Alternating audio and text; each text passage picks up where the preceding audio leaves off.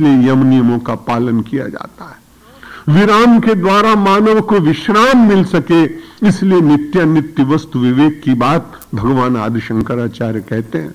अहिंसा, सत्य, अस्तेय, ब्रह्मचर्य, अपरिग्रह, शौच, संतोष, तपः, स्वाध्याय, ईश्वर प्रणिधान।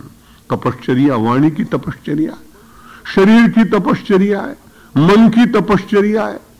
अब इनमें से जहां जहां जो जितना ग्रहण करता है उतना वो सुखी रहता है। बात बड़ी ठीक है। कोई आदमी कहता है मैं तो सत्य बोलने का बड़ा अभ्यासी हूं, चाहे किसी को बुरा लगे कि अच्छा लगे, मैं तो तुरंत कह देता हूं, भले पत्थर जैसी बात निकले।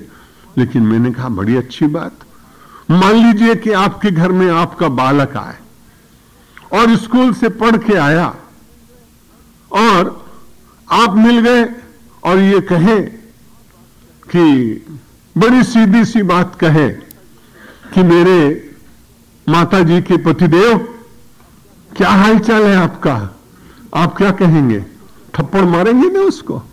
बात तो सत्य कही उसने, लेकिन सत्य कहने पर भी कई बार कुछ बातें चुभती हैं। इसलिए मानी का यदि तप होगा तो सत्य को भी कहां कहना चाहिए, कैसे कहना चाहिए, उसका विचार व्यक्ति के मन में जगेगा और उसका लाभ निश्चित रूप से मिलेगा। इसलिए वाणी फेंकने की वस्तु नहीं, वाणी का सदुपयोग करते हुए जो उचित हो वही बोलेगा व्यक्ति, तो उसको बड़ा लाभ होने वाला है। श्रीमद् भगवद गीता में इसका विशेष वर्णन किया गया, इसलिए यहां उस प्रसंग की बहुत चर्चा नहीं करेंगे। लेकिन वाणी का तप है, शरीर का तप है। भोर में उठें, अपने आप आसन प्राणायाम करें, अपने को मेरुदंड सीधा करके थोड़ी देर तक बैठे। पश्चिमी जगत में भी लोग क्रॉस लेग बैठने का आज अभ्यास करने लगे, क्योंकि उसका लाभ उन लोगों को प्रतीत होने लगा है। और अपने देश की तो सब प्राचीन बातें हैं, नवीनता का मैं निषेध नहीं करता, लेकिन नवीनता के साथ संपूर्ण प्राचीनता का परित्याग भी व्यक्ति के लिए कल्याणकारी नहीं हो सकता है। और तपश्चर्या के बाद जो व्यक्ति स्वाध्याय करता है, स्वाध्याय दो प्रकार का, अच्छे ग्रंथों का स्वाध्याय और स्वाध्याय का अर्थ है स्वाध्याय, अपना अध्ययन करना। अपना अध्ययन बहुत लाभकारी है। व्यक्ति तुरंत मन में विचार करे कि मनुष्य का शरीर मिल गया, धन पैसा मकान मिल गया, और उस समय स्वाध्याय करिए कि कहीं ऐसा तो नहीं है कि मेरे जीवन में कहीं कोई पशु प्रकट हो गया। भगवान शंकर का एक नाम है पशुपतिनाथ। पशुपतिनाथ नेपाल में है, पशुपतिनाथ मंदसौर जिले में है, पशुपतिनाथ अपने भीतर।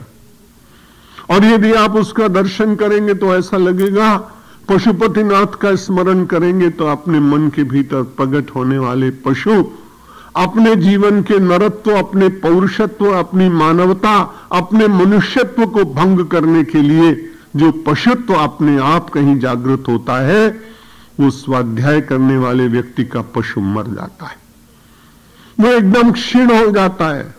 यदि पशु मानव के भीतर निरंतर जीता रहे तो वो बाद में दूसरों का अकल्याण करेगा, लेकिन अकल्याण अपना पहले हो जाएगा। इसलिए स्वाध्याय सदग्रंथों का करें, और निद्रा से पूर्व मुझे और आपको प्रतिदिन 2-4 मिनट बैठकर स्वाध्याय अपने अंतर का करना चाहिए। जो लोग अपने अंतर की लिपि और अंतर की बातें पढ़ने के अभ्यासी हो जाते हैं, उनका उत्साह भी बढ़ता है। यदि उनके द्वारा अच्छा सत्कर्म हुआ और स्वाध्याय में उनके बुद्धि ने उसका समर्थन किया, तो अपने उस सद्गुण को फिर से समाज में जागृत करता हुआ उस सद्गुण की वो वृद्धि करता है।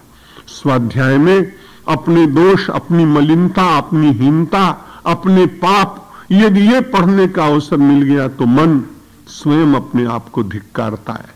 यदि कोई दूसरा व्यक्ति धिक्कारे तो पीड़ा होती है, और यदि अपने आप को धिक्कारे तो उसके बाद लगता है कि नहीं, इसका परित्याग करके मैं श्रेष्ठ मानव बनूंगा, मैं श्रेष्ठ जीवन व्यतीत करने का यत्न करूंगा। इसलिए व्यक्ति का स्वाध्याय उसके जीवन की यात्रा में बहुत सहायक है, लेकिन वो प्रतिदिन होना चाहिए। और उसके बाद ईश्वर प्रणिधान, तपस्वाध्याय, ईश्वर प्रणिधान नियमाः।